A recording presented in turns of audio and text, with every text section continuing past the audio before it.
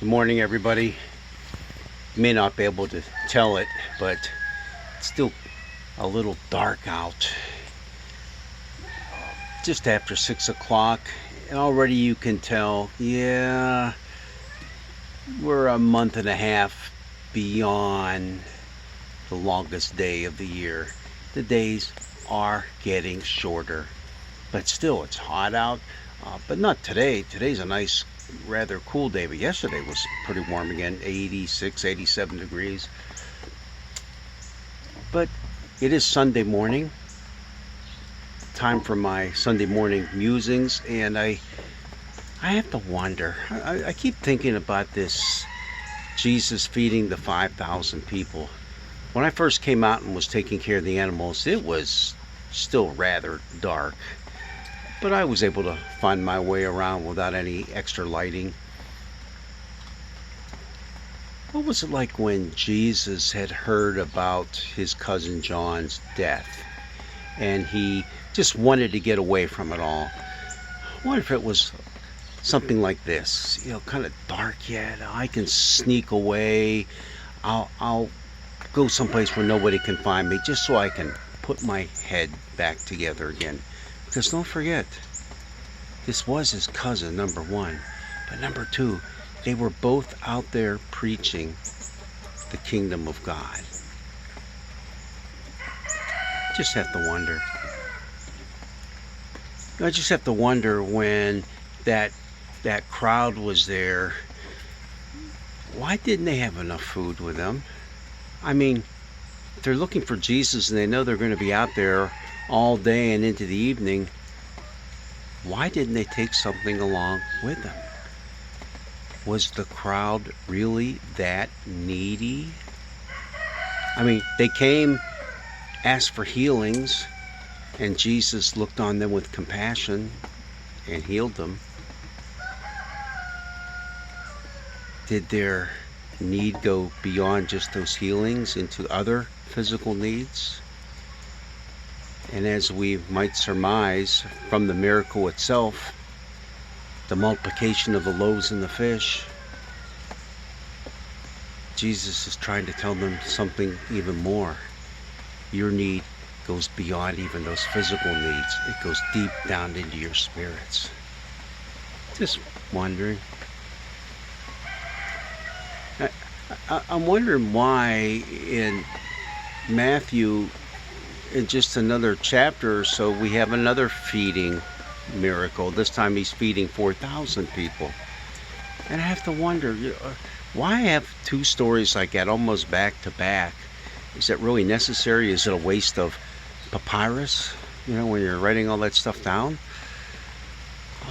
But then again, when I look at it, who are these people? Are they two entirely different crowds? As I talked about earlier in the week, is the one all Gentile and the other one all Jewish? And I have to wonder, what's the significance that with the Jewish crowd, which we surmise because it's kind of in that kind of territory, with that Jewish crowd, why were there 5 loaves that were given to Jesus to bless and break? And with the non-Jewish crowd, there were 7 loaves. Could it be something, five books of the Torah, the Pentateuch, 5 books of the Jewish foundation for living? Jesus came to fulfill that foundation. And how about the 7? That number 7, it talks about completeness. On the 7th day, God rested from creation because he was finished. Is now the fact that Jesus is feeding and inviting in the nations of the world a sign of completeness in his ministry? I'm just wondering. I wondered, when Jesus took those loaves, and he blessed them, and he broke them, and he gave them to his disciples. Blessed, broke, gave. Was he thinking ahead to that last night when he will be gathering around his disciples at the table? His last meal, the Last Supper, when he would take bread, bless it, break it, and give it. Oh, I don't know. Just thinking about all these things. And as I think about them, the rain starts pouring down all around us. And even the ducks have to get out of the rain from time to time.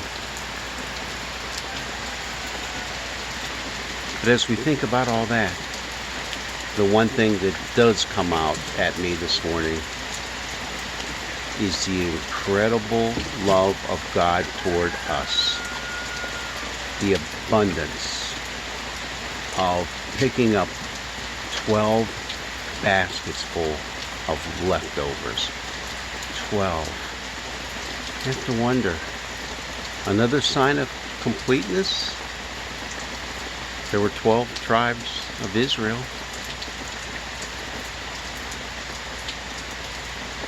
Sometimes you just have to let your mind wander a little bit and think about all the little details of the stories. And then let them wander a little bit more.